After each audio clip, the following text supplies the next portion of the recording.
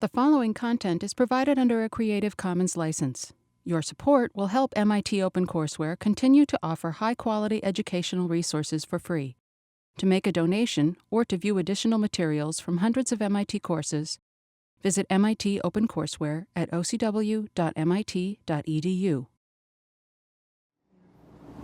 I think with the past election, so Donald Trump is obviously one of the 1%, right? So why do you think there's such different views on whether or not he's representative of America, whether being the American dream or being one of the crooks in the top 1%? Well, for one thing, there's no America. There's many splits, and some of the splits are quite sharp. In fact, this country has become polarized in the last 50 years to an extent that's never happened before. In fact, just take a look at the two political parties. Up until the 1960s, the parties weren't all that different. You couldn't distinguish a moderate Republican from a liberal Democrat. They're more or less alike. And by now, the parties are so differentiated that literally people don't intermarry across parties. I mean, it's become literally, there's some good studies of it. And what actually happened is it's connected with race. Up until the 1960s, the Democrats were kind of a coalition of Southern Democrats, all extreme racists, and people who were very powerful because they stayed in office forever, since the South was a one-party region. You take a look at the New York Times this morning, has a headline about one-party Alabama. Everybody's a Republican, as if that's something new. That goes back to the Civil War, except now they call them Republicans. They used to call them Democrats, but same system, basically. But the Southern Democrats were extremely powerful because the senators had senior positions. They'd been there forever. There was a big bloc, and they had a big effect on legislation. So if you look at the New Deal legislation, there was a lot of progress, but it was straight racist. So Social Security, for example, the Southern Democrats were willing to permit it to go through as long as it excluded blacks, and it did. So Social Security was designed to exclude the majority of the workforce, agricultural and domestic workers, namely African Americans. The GI Bill gave, there was a segregated army, so it meant it didn't go to blacks. And all the way through, the Southern Democrats were willing to tolerate reformist measures as long as it maintained the Southern system of deep racism and what amounted to new kinds of slavery. Well, what happened in the 1960s was the civil rights movement broke through this. The Democrats began to pick up civil rights legislation, and the Southern Democrats simply pulled out. That's Nixon's famous Southern strategy. Let's appeal to the South and turn them into Republicans on straight racist grounds. So the parties realigned, and a large part of rural America went along with it too. That's quite separate from urban America. The lines became sharper during the neoliberal years when rural America was just smashed. Rural America meant working class, industrial America, small towns, where there's industries and so on. That was all smashed. Urban America, that's where the 1% is. That's where we come from. The people who prospered, the more educated, and so on. So these splits became extremely sharp, and you see it. It's increased with new media. So the cable television, social media, and so on. One of their effects is to intensify the split.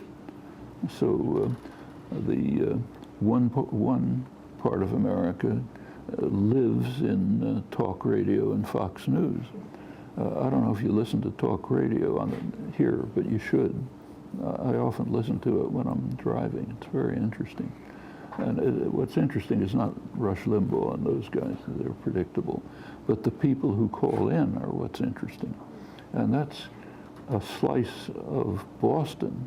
We're not talking about Mississippi, we're talking about Boston.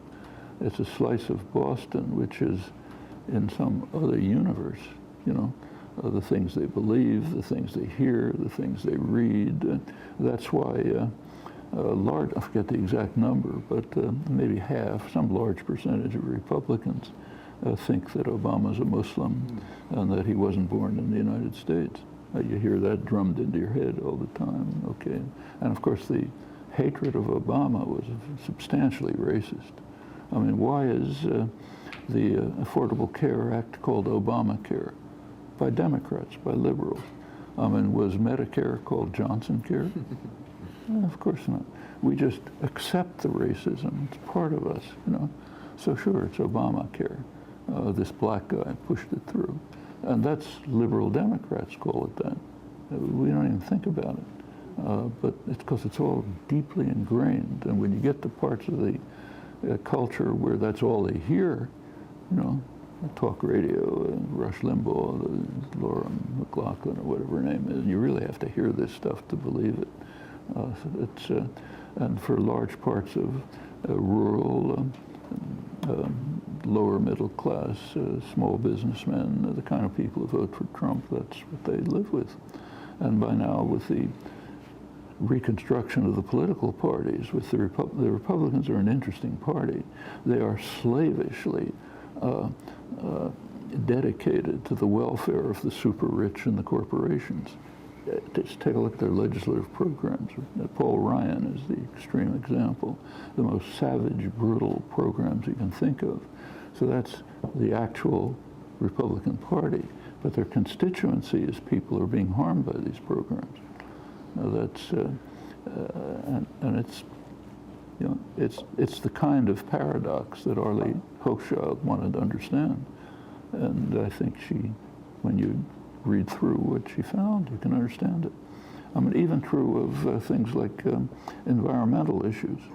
So in the Bayou area where she was working and living, there's an extremely high rate of cancer. In fact, it's called Cancer Alley.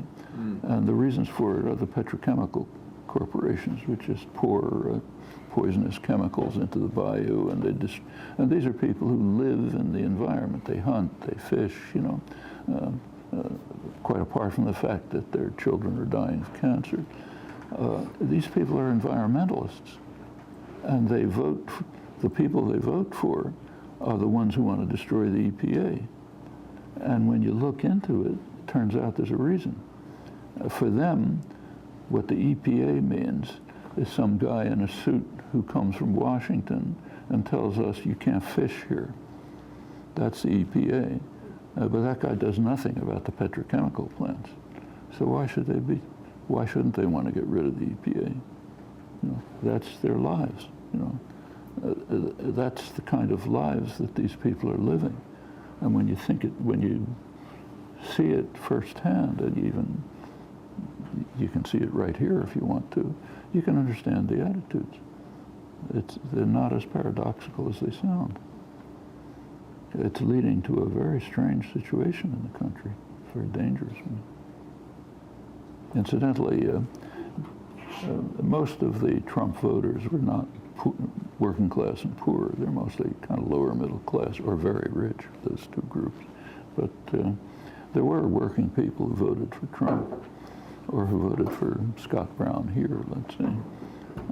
And many of those people voted for Obama. They believed his rhetoric about hope and change. And when they saw very quickly that the hope and change means money for bankers and nothing for us, they became deeply disillusioned. And so they're now trusting the word of a con man who also says hope and change. But it's not that different from the 2008 election in some respects. Just a different con man. Yeah.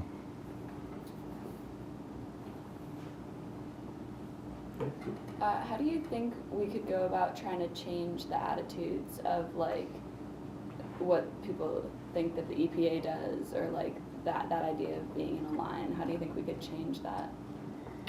By interacting with people. It's the only way. That's what organizing and activism are about. If you have to be in touch with the people who have these beliefs sympathetically, figure out, come to understand why they have the beliefs, and interact, show them, try to lead them to understand that there's another way of looking at it. That's what education's about. That's what organizing's about. You can do it right in Boston. I mean, that's why activists live in communities, work with communities. Any questions on that side?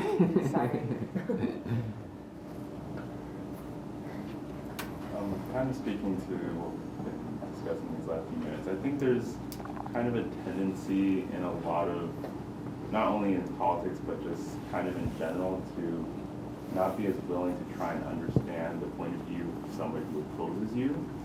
And I don't know, like, speaking now to politics specifically, if that's something that's kind of arisen the last couple of decades, or that has some sort of historical precedence. And given like kind of the polarization that we're seeing in the media, that's kind of now trickling into like various political constituencies. Have you seen any like similar effects in like any maybe historical elections or any sort of prior settings? This inability to hear the other person. Yeah. Sometimes it takes really extreme forms. Like take Clinton. I think maybe the low point of the last election was her mocking of the deplorables, which had a big effect. And here's this rich, elite, woman who talks to Wall Street, gets huge honoraria talking to Wall Street bankers. She's calling us deplorable. Why are we deplorable? We're hardworking, honest, religious, conservative, traditional people. What makes us deplorable? But that's an extreme example of what we see around us all the time. This contempt for the, say, Trump voters. How can they be so stupid? How can they be so ridiculous? They're not humans. And they feel the same way towards the people walking around Harvard Square. Yeah, that's extremely, and there's plenty of that all the way back. Like Benjamin Franklin saying we shouldn't admit Swedes and Germans. Not very different.